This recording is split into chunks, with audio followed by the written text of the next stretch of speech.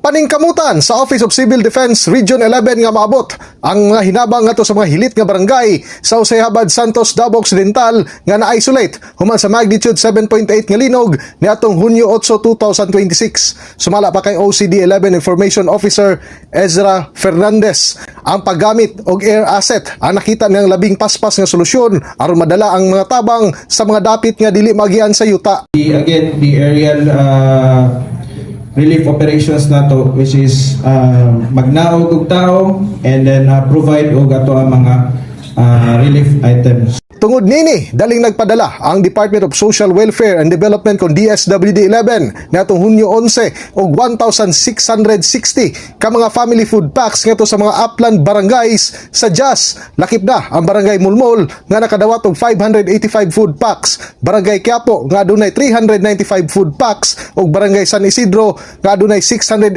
food packs. From different agencies, from Philippine Army, PDRMO Davao Occidental, and MDRMO Usayhabad, Santos, to conduct on foot na relief operation.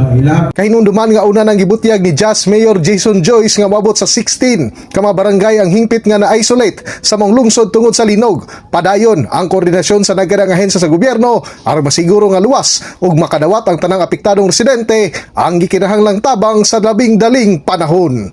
In the heart of changing lives, ako si Brigada Julius Pacot alang sa 93.1 Brigada News FM Davao, the Music and News Authority.